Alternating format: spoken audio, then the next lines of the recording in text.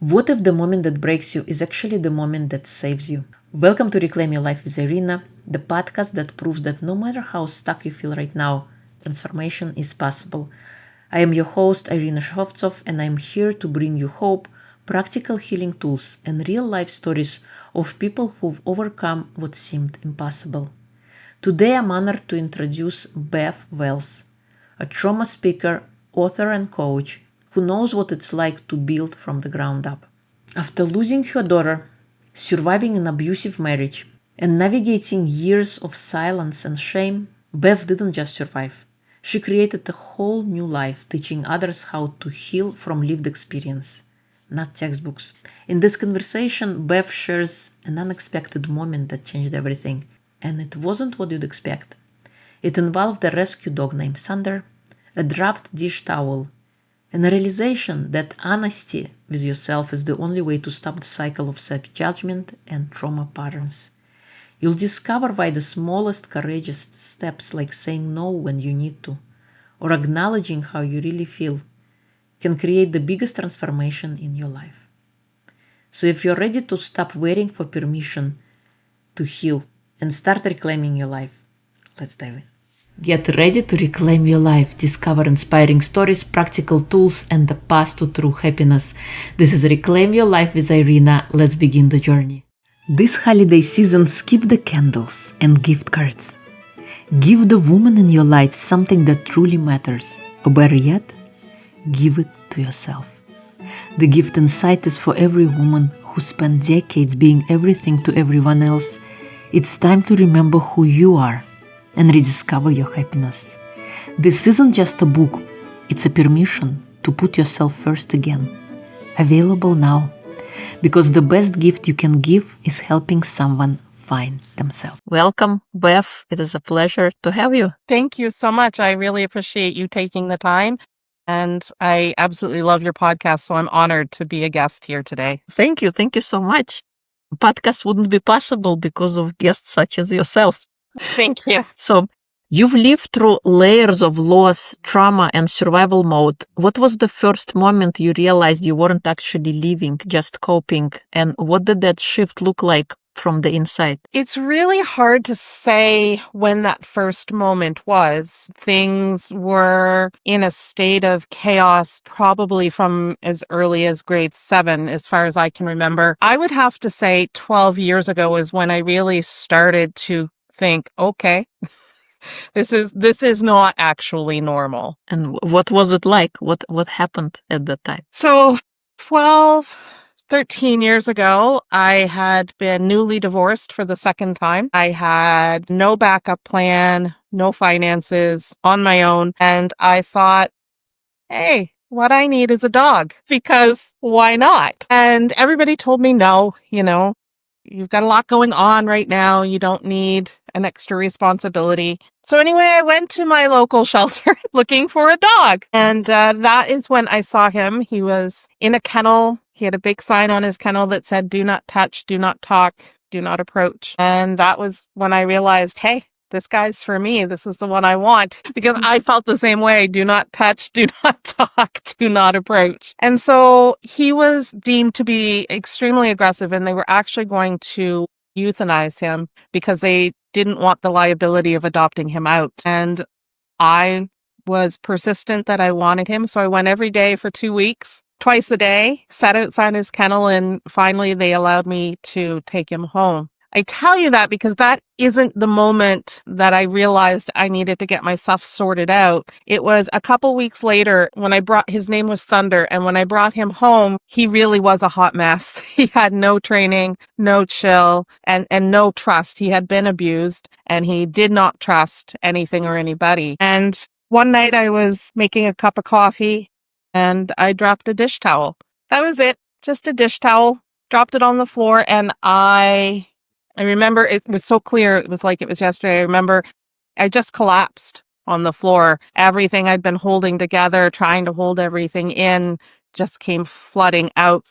I was sitting there leaning against the counter on the floor, and I remember looking over because I thought, oh my gosh, I've never been down this low with this dog. I don't know what his reaction is going to be to me having what essentially was a breakdown. And I looked over and he was laying there looking at me, but he didn't run and he didn't bark. And then he just slowly got up and he walked over and he put his head in my lap and laid down. And that is when I went, okay, uh, something's happening here. And really, honestly, it was more of a, if I'm going to keep him and if I'm going to build a life with this dog, then I need to figure my own stuff out. I need to figure out what's going on with me because he needed help just as much as I did. So that would be, I would have to say, if I was going to say there was a moment, it would be that. I don't want people to think it was big and cinematic and there were no choirs from the sky going. It really wasn't. It was just a very, like, everything that I'd gone through. You mentioned a bit of it, but everything I had been holding in and stuffing down, just for some reason, when I dropped that dish towel, it just all exploded out of me. And I remember I was hyperventilating, sobbing. You know, those cries where you just can't, like, you can't breathe. And that's when I thought, oh my gosh, like, I am making such a racket. This dog is probably thinking I'm a dying animal or something over here and may try to attack me, but it was the exact opposite. That would be, I would say, the quote unquote moment where I realized I was not doing okay. Yeah. Yeah. Wow. Wow. And I like how you said it's not about, we have those moments. It's not about the fanfares and, Yes. anything playing. It's actually those little quiet moments then when we make a different decision or we recognize. My kind of wake up call came on a train station platform as I was staging, missing my train by mere seconds and deciding however I was living wasn't working. I broke down on a train platform. Right?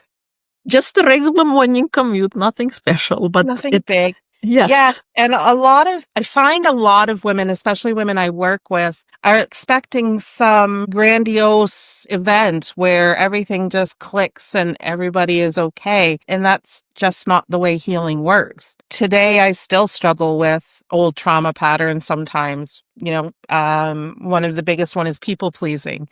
And so being able to say no and not spend the next 3 days wondering if I upset somebody and if I should call them and say yes, or if I should apologize for saying no, or if I should explain why I said no, that still sometimes happens to me.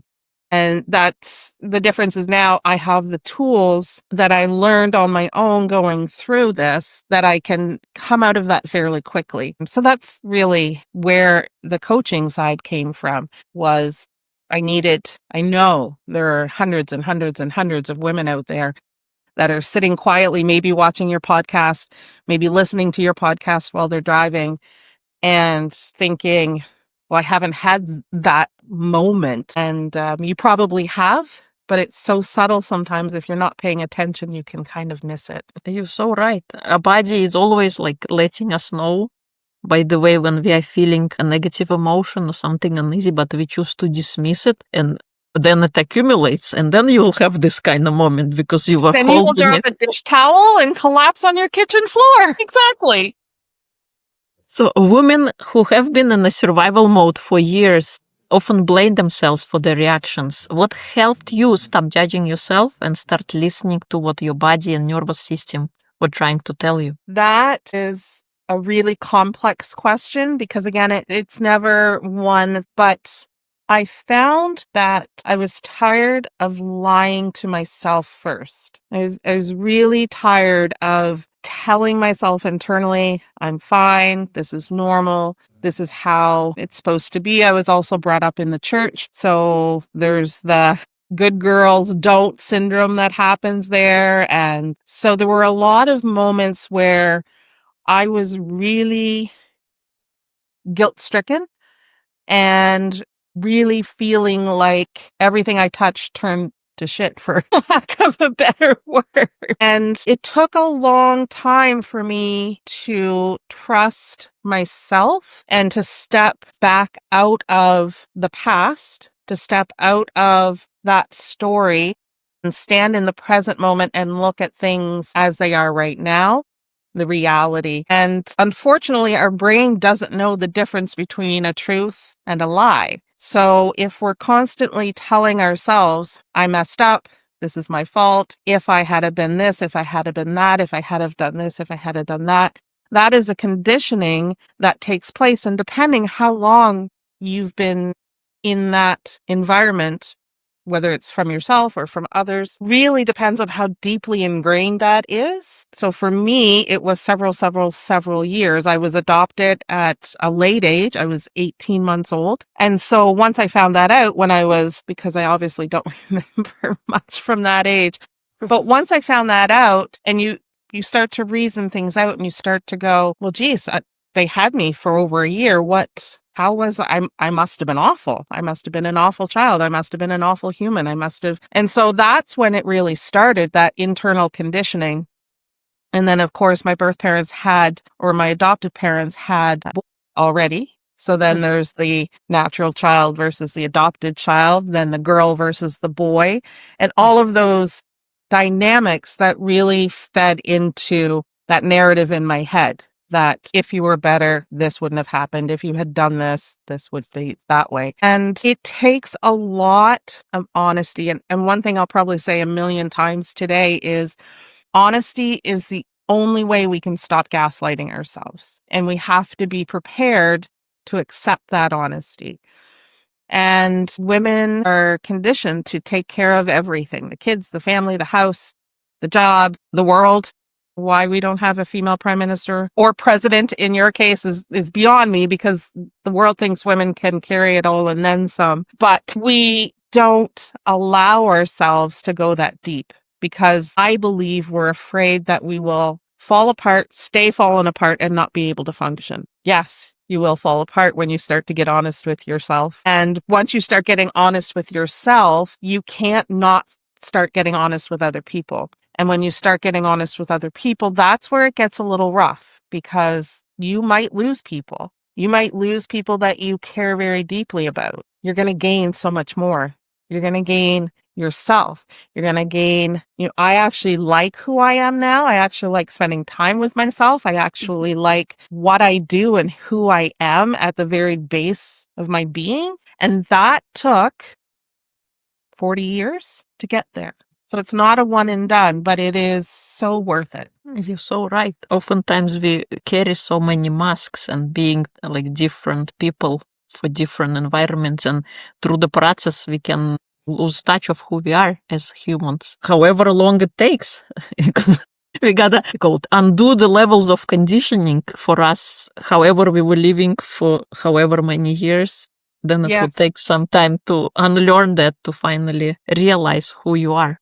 Yes, and it's so true. The masks, it's funny that you mentioned that, because that's one of the symbolism that I use in some of my work, especially in my Unraveled courses, where we talk about the different masks that we wear and how difficult it is to drop those and just show up as ourselves. Part of trauma conditioning is the fear of being alone, the fear of being abandoned, the fear of not being supported. And so we are very careful that we keep that mask secured so that we don't end up there. But what we don't see through the mask is that there are so many people out there, and maybe some that are still in your life, that really just want the real you, that are really quite happy to see the real you. And those that don't, they're not your people anyway. And I know it's easy to say on this side of the fence, and it was hard to accept, but once you see it, you can't unsee it. Totally.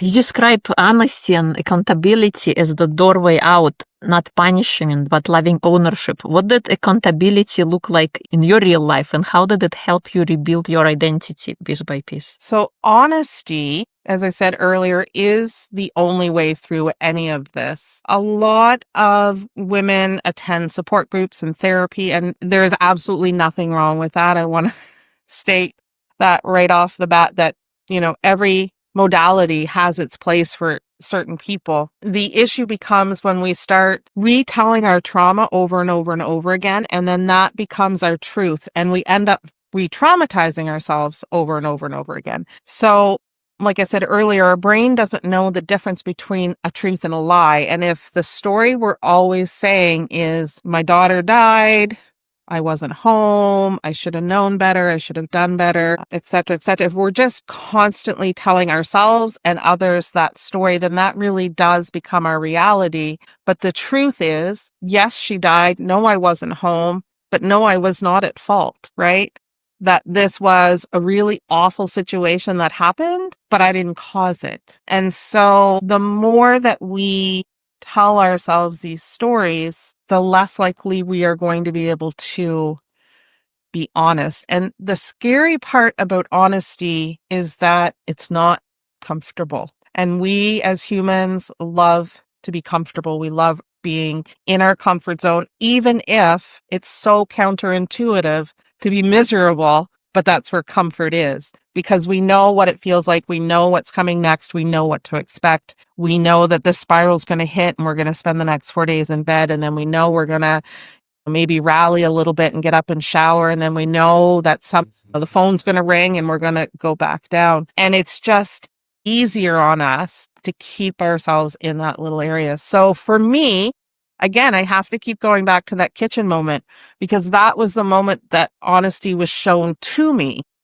and patience was shown to me, and presence was shown to me from not even another human. But that means it was in its rawest, most true form, because there was no hidden agenda in there. There was no preconceived notions. He knew nothing about me. And even if he did, he probably didn't care.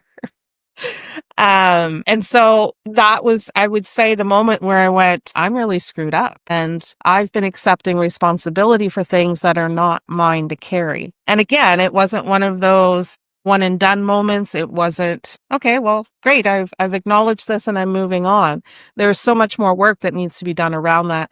But getting honest and realizing when that mask starts to slip, and it does slip even if you don't know it. It slips all the time on us, being aware that the mask is slipping and not reaching to tie it back up and put it back on, to let it be. And that might just be something simple. Like if you ask me, how are you doing today? Actually, Irina, I'm not doing great, right? I mean, I am today, but just simple little things. It doesn't have to be big. You don't have to go into your entire life story and spill it all out at one time. It's just starting being honest in little tiny ways and little tiny moments that will lead to the bigger ones. Yeah, you're so right.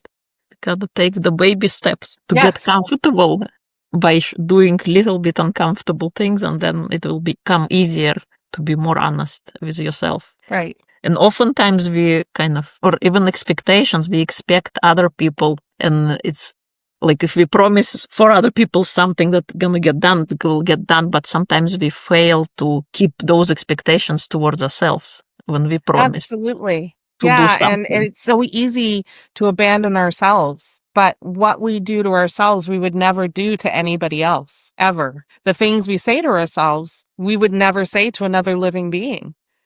Well, I might when I'm really angry, but I wouldn't have. But it's true. When we have gone through any sort of trauma, and it can be anything, right? There are so many ways to suffer trauma that it is really easy to abandon ourselves and get busy doing busy work. So we don't have to acknowledge what we've gone through. And it's much easier to ignore for a lot of people than it is to actually face, because facing it makes it real. Facing it makes it hurt, and nobody likes to hurt. Yeah. But if you don't know what's on the other side of that pain, it's really hard to convince yourself there's something really great on the other side of that pain. Yeah, totally. For the woman listening who feels stuck in the same patterns, the same chaos, the same pain, what would you say is the very first step she can take today to begin reclaiming her life? I would have to say is doing one thing for yourself that's rooted in courage. So obviously I've talked a lot about honesty, and that's really the beginning, but we've talked about that. So the next step after being honest with yourself and then trying to start to be honest with others is doing one thing for yourself that isn't rooted in fear. So whether that's, turning your phone off for an hour, or saying no when everything's screaming, you should say yes. PTA is asking you to bake cookies and you don't have the bandwidth to shower, much less bake cookies, right? Saying no to something that you know is going to put you over your capacity for the moment. And just being courageous enough to say the thing that is stuck in your throat. So again, if you asked me a question, the typical thing is, yeah, I'm fine. Yes, everything's great. Yay. And then we close our front door and maybe we fall apart or maybe we wait till we get in the shower, depending on what your home situation is like. But then we eventually do fall apart. And so being courageous for yourself and doing one thing. And again, they don't have to be big things. Like I said, it could be as simple as turning your phone off for an hour. Turning your phone off for 5 minutes. Yes, you're right. Sometimes we think that we need such big, grandiose things, but it all starts with little tiny things, because in the end of the day, the change is not something we do once in a while. It's something we do consistently every single day, little bit at a time, that you not even gonna notice in a day's worth, but if some time would pass, looking back, you would notice how far you have come along by doing those little tiny things that could mean nothing in the moment, but mean a great deal in a long time. 100%. What would you say is your superpower if you had to pick one? My goodness. Training dogs. I am also a dog trainer by trade, but I think the superpower that I've been given comes from trauma. And it is in the trauma state, it would be considered hypervigilance. So always reading a room, always scanning, always trying to make sure if you're safe or if there's a threat of any kind anywhere, regardless of the trauma. If your parents were really aggressively angry all the time, you're going to be scanning them to make sure that they're not going to lash out, whether it's physically or verbally. And so you learn that. For me, I've been able to use that to my advantage to recognize patterns, to recognize not danger, but when something is hurting someone, and use that as a doorway to help them come back home to themselves. So I call it intuition now instead of hypervigilance, because I'm not scanning for danger. I'm not scanning to make sure I'm safe at this point. Now it's a matter of I'm observing, I'm watching, and I'm learning, and I'm taking in. And it allows me to be compassionate in times where people didn't even realize that they needed that. That would be my superpower. I love it. And I love that you call it intuition now. And I think observing is such an important trait to have, because oftentimes we rush through life. We're just ticking boxes off and fulfilling daily obligations, but we don't really feel present. And when you observe, that's one of the qualities for you to become present, because you're looking for things. You're open to receive, open to see what's out there, and actually pausing and noticing, because life is so fast paced. Even like on the phone, attention span is 3 seconds. It is. And it's funny because now when I speak, back in the day, when you were a speaker, you were asked to speak for 30, 40 minutes, maybe an hour. And now it's, if you don't speak in under 18 minutes, we don't want you. Because there is no attention span, because people are busy and people are very easily distracted by the shiny. Because I work with dogs a lot, the squirrels of the world, shall we say. It's very easy to be like, hi, Irina. Oh, what's happening over there? And that is another quality that only comes from A, practice, and B, being honest with yourself, that you can open yourself up in a way that is safe for you, but allows you to enjoy the moment, to be present in the moment, whether that moment is wonderful or awful. And I think I talk about that in one of my speeches, where being present is a trauma response of not being present, because we want everything to be done. We want everything to be fast. We want everything to just happen and move on. And so I would bulldoze through my feelings like, yep, I'm feeling that. I got to go. I don't have time for this. I've got to get the kids to school. I've got to walk the dog. I've got to get to work. I've got to make lunches. I've got to cook for the PTA, whatever the case may be. And the other side of that is we're afraid to feel the feelings because it's foreign and we don't know what to expect on the other side of that. Are we going to collapse in that kitchen with a tea towel and stay there for the next 40 years? Because we've never allowed ourselves to experience it, we don't know. And the only way to know is to let yourself feel the feelings. It doesn't mean you sit there for the next 4 days in a puddle and, right? You're right. The rushing also comes into play when we talk about our emotions. We try to rush through them. We try to bulldoze through them instead of taking that moment and sitting with them and realizing, okay, I feel like this, but the house hasn't fallen down. The police are not on my doorstep. There is no earthquake. There's no lightning or thunder. I'm okay. And again, that's the busy hustle bustle of our lives. And I think for all that technology has given us, this podcast included, it does take a lot from us as well. Yeah. We live in a world, we are so connected. We are. You're in Canada and I'm in Yes, and you're in New York, and it's ridiculous. And yet there is so many people who feel lonely because we are disconnected from ourselves, even though we are connected. Exactly. Who did you want it to be when you were growing up? Who did I want to be? I don't know if I knew who I wanted to be. I wanted to be a truck driver when I was really young. My favorite uncle was a truck driver, and I thought, oh, that would be the best, out on the road, nobody to bother you. And then as I got older, I realized that animals were my thing. And so I thought, I'll be a vet. I wanted to be a vet. I love to help. And then I got pregnant at 18. The window that went. But yeah, I did feel like animals always have been and will be that connection that grounds me to this earth. Whether it's dogs, it's cats, lions, tigers, bears. I've always said, if I die prematurely, it'll be because I petted something I shouldn't have. But you kind of got a chance to realize your dream. You are training dogs, right? I am, and I actually got to go to Indiana and work with wolves. So wow, look at that. Yeah. Incredible. But yes, my husband laughs. He's like, you're going to see a mountain lion someday, and you're going to be like, here, kitty, kitty.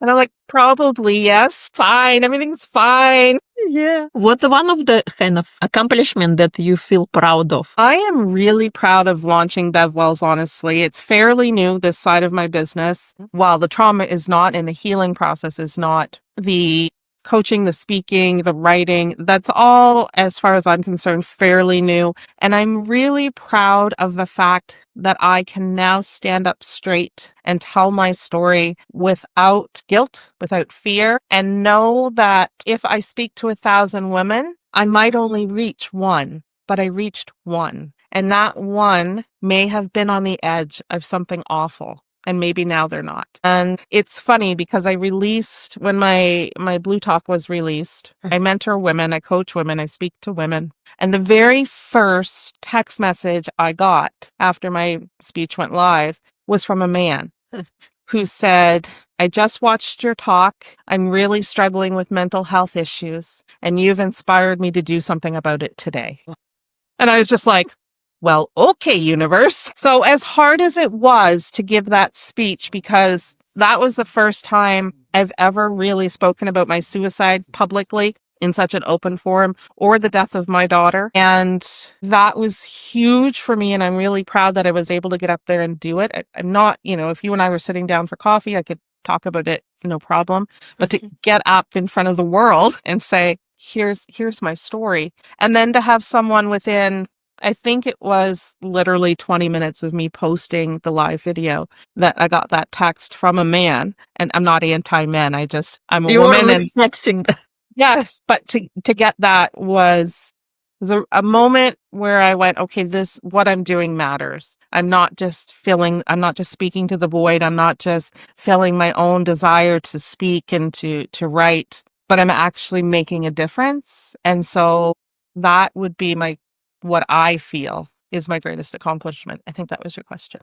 Yes, I love it. I love it that you had the courage to believe in yourself and your story and your ability to share with others, no matter, because it was difficult and you didn't and I'm not knocking psychologists, but they all went to school and they studied the theory, how you're supposed to feel and what you're supposed to be. But if you never lived it, if you never felt it in your bones, how could you advise others in how you're supposed to deal with that? And you have a real first-person experience. you know what it feels like because you lived it. You didn't just study it in a book. And I think it's makes such a bigger difference because you were right there. Yes. And it's true. There's psychologists, therapists, counselors. They're all fabulous and they all have a place, like I said, for somebody. But I did a lot of therapy after my daughter died. I did none after my first suicide attempt. But after my daughter died, I probably jumped through 10, 12 therapists. And I remember very clearly for every single one of them, they were very nice people, very wise, very smart, very insightful. But the only thing that kept going through my brain was, how dare you? You have no idea what this is like. You can spout all of the tools that you want, but you're talking to me like you know and you don't know. And so for some people it's very helpful and for a lot of others it's not, which is another reason why I had all the doubts before I started. Why me? What makes me special? Lots of women have lost children. Lots of people have gone through suicide. Lots of people have had awful marriages. What makes me special? And I talked to a really good friend and mentor, and I love her to death. She is very unapologetically her. And with a few F-bombs mixed in, she was like, but they're not you. But they are not you. And I was like, well, you're like, but, and I did. I argued with her for a little while. I was like, yeah, but, I don't have any certificates. I don't have any college degrees with this. I don't blah, blah, blah. And she's like, you have way more than that. You have been there. You've actually made the t-shirt. You've worn it and then you've thrown it out. That's when I went, well, all right, then I guess I'll do this. And here we are. And here we are. Incredible. I love it. Is there anything I haven't asked that you would like to share? Not really. You've been really amazing and you've had some really great questions. I love it when hosts have really insightful and deep questions because it makes me think. And for those listening, no, I did not get the questions ahead of time. But I think what I want your listeners to know, whether you're male or female, whether you have gone through a trauma or someone you know is going or has gone through a trauma, is that it's not the end, that the work is hard, but you don't have to do the work alone. There are people like me. There are so many people out there that are reaching hands out to you, that you don't have to suffer in silence. You don't have to do this alone. I did alone and I know how awful that is. And so you don't have to reach out to me. I'm not here to plug myself. There are so many wonderful human beings that I've connected with on this journey that can help, but you have to reach out to somebody. Yes. Somebody safe. Yeah, so true. I forgot to ask you this question. Oh. What is your non-negotiable? What do you do for yourself daily to kind of keep yourself upbeat, energetic, and, that makes you who you are? That. And I love that you didn't use the word self-care.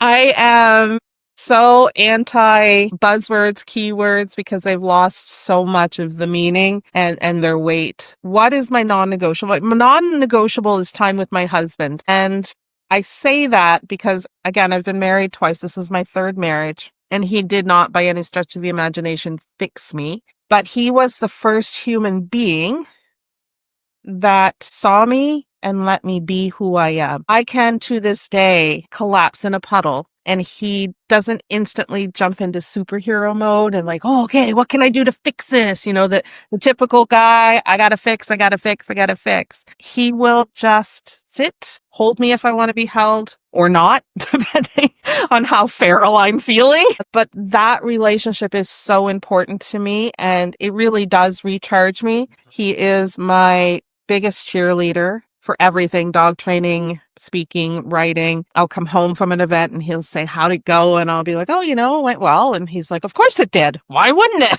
And I'm like, well, okay. But yeah, that's my non-negotiable. I need to have at least an hour time. We could be sitting on opposite ends of the couch watching TV or playing on our phones or petting our dogs. But that's a non-negotiable. There has to be that time and never go to bed angry. With yourself, with your spouse, with anybody. Yes, I love that part. Never go to bed angry. That's important one. Don't bring garbage of yesterday into today. Right. And it's funny because everybody thinks that saying means don't go to bed angry with your spouse. but it also means don't go to bed angry with yourself. Sort that out before you close your eyes. Yes, totally. Thank you. Thank you. Thank If people would like to connect and learn more about you, where would they go? My website is where you can find out about any upcoming events, how to book me and all of that. It's bevwellshonestly.com. I am on Facebook, Instagram, and TikTok under the same handle, Bev Wells Honestly. Any of those will get directly to me if you send me a DM. My phone, sadly, is always on 24/7 because I do own another business. And if that goes up in flames, somebody's got to get a hold of me. But direct messages, Bev Wells Honestly, either Facebook, TikTok, or Instagram will always get me. Thank you. Thank you so much. It's been a pleasure to have you. Thank you for the work you're doing. Thank you that you had the courage to stand up and sharing this message with others. It's been a Thank you so pleasure to much have you. for having me. Your podcast is amazing. And once it goes live, it'll definitely be all over all of those platforms. And I really appreciate you taking the time and doing what you do to help inspire others. Thank you.